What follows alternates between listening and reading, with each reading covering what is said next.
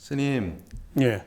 지난 시간에 비난에 대한 좋은 대처법을 알려주셨는데 오늘은 고와 락, 그 중에서도 괴로움인 고를 어떻게 대할지를 알려주셨으면 합니다. 예. 부처님은 우리의 삶이 일체계고 끊임없는 고통의 연속이다라고 이야기했습니다. 중생들은 얼핏 생각하면 이렇게 즐거움도 많은데 왜 부처님은 고해라 했지? 일체계고라 했지? 라고 생각할 수 있습니다. 그런데 가만히 보면 지금에 만족하지 않고 우리는 무언가 더 얻으려고 합니다. 즉, 더 얻으려고 한다는 것은 지금 완전한 즐거움이나 만족이 아니라 불만족한 것이 있다는 거죠. 부처님 말씀하신 고는 직접적인 고통이라는 말보다는 끊임없는 불만족의 연속이다라는 것으로 말씀하셨을 겁니다. 자, 그러면 고와 락, 누구나 즐거움을 얻으려고 하지 괴로움을 얻으려는 사람은 없습니다. 그러면 살다 보면 내가 원하는 것을 얻으려고 하고 얻으려는 목적은 즐거움을 얻기 위해서입니다. 근데 얻으려고 할 때 항상 어려움이 발생하죠. 즉 고통이 발생한다는 뜻이에요. 또 얻고 나서도 그 즐거움이 지속되는 것이 아니라 또 지나고 나면 즐거움이 고통으로 변하는 경우가 참 많습니다. 그러면 이 고를 어떻게 우리가 받아들이는 것이 좋을까? 고통이 내게 올 때는 자신을 돌아봐야 합니다. 고통이 오는 이유는 근본적으로 내가 원하는 행복을 얻으려고 노력하는데 목적이 있는데 그 목적을 달성하는데 미흡한 부분만큼 내게 고통이 옵니다. 그것이 현재 이전에 내가 행한 행위의 원인으로 오기 때문에 그걸 우리는 업장이라고요. 업장이란 내가 원하는 행복을 얻는데 장애를 일으킨다는 뜻입니다. 방해를 한다는 거죠. 자, 그래서 불교에서는 업장이 오면 원망이나 미움이나 절망보다는 참회를 하는 겁니다. 참회를 한다는 말은 그 부족한 부분을 보완하는 역할을 하는 거예요. 그래서 보완이 되고 나면 그러면 원하는 걸 얻을 수 있죠. 우리들이 살아가는데 목표를 세워서 행복을 얻게 해서 다 노력은 하지만 그 행복을 얻는데 완성된 조건을 갖춘 사람은 많지 않습니다. 대개 완성된 조건을 갖춘 행복은 본인 스스로도 그것이 만족된 행복이 아니라고 생각합니다.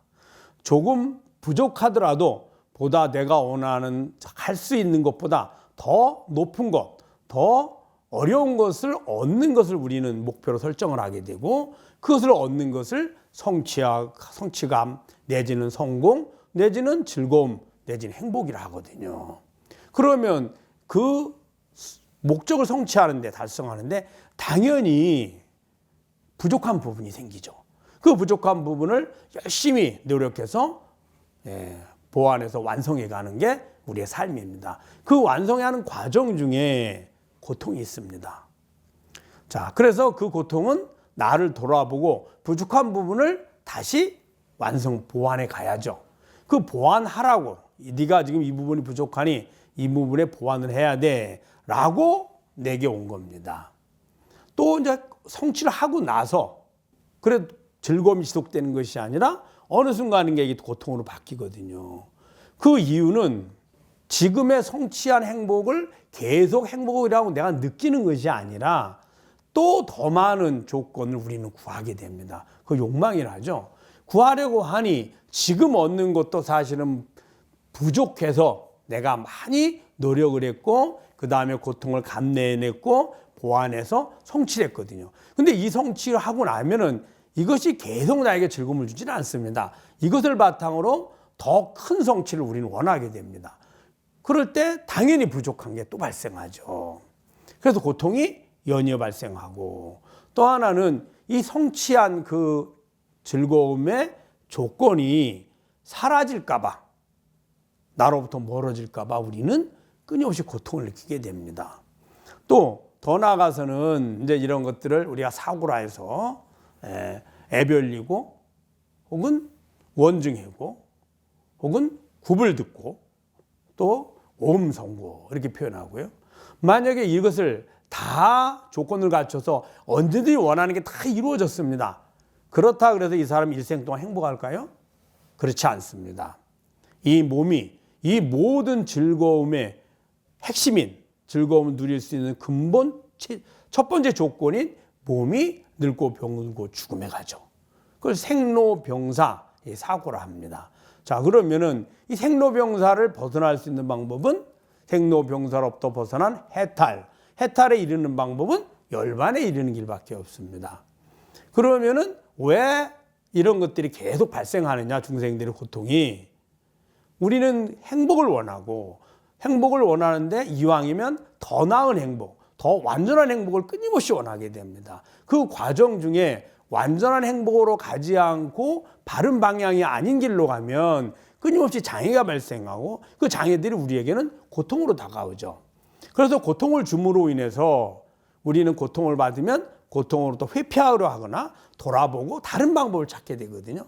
중생 스스로가 바른 해탈 열반의 길, 즉 가장 완전하고 영원한 행복인 해탈 열반의 길을 가도록 스스로가 스스로를 이끌어가는 것이 바로 고통의 모습입니다. 자, 그렇다면은 고통이 왔을 때 어떻게 해야 될까요? 첫째는 돌아보고 내가 부처님의 법대로 바르게 가는지, 부처님의 가르침대로 바르게 실천하는지. 그 윤회계 중생의 세계에서는 바르게 실천한다는 방법은 나의 즐거움과 만족을 위해서 다른 사람들이나 다른 생명체들에게 고통이나 불편함을 줄 것이 아니라 모두가 함께 행복하는 길을 나는 선택하고 실천하고 있는지를 돌아봐야 되고요. 혹시 그렇게 하지 못했다면 뉘우치고 참여하고 앞으로는 꼭 부처님의 가르침대로 선택하고 실천하겠습니다 라고 부처님께 약속을 하고요. 그것이 발언이고 서언이고요. 자, 그리고 종국에는 이 목적역지가 어디냐? 해탈 열반이니 해탈 열반은 바로 몸과 마음의 주인인 자성을 깨닫는 거거든요. 진여자성을. 그러면은 어떤 괴로움이 일어날 때마다 그 괴로움을 느끼고 하는 진여자성으로 돌이키는 것이 꼭 필요하다 생각합니다. 그래서 근본적으로는 괴로움을 괴로움이라고 부정적으로 받아들이기보단 그것을 나를 더 성장시키고 더 나은 행복으로 나아가게 하기 위한 필요한 조건을 갖추게 하는 길잡이다. 내 행복에 도움이다라고 긍정화시키는 것이 꼭 필요합니다. 그렇게 하면은 괴로움을 받는 나도 덜 괴롭고 또 나도 괴로움으로 인해서 더 성장할 수 있기 때문입니다. 성장이란 더 나은 더 완전한 행복에 한 걸음 더 다가가는 계기가 되는 것이죠.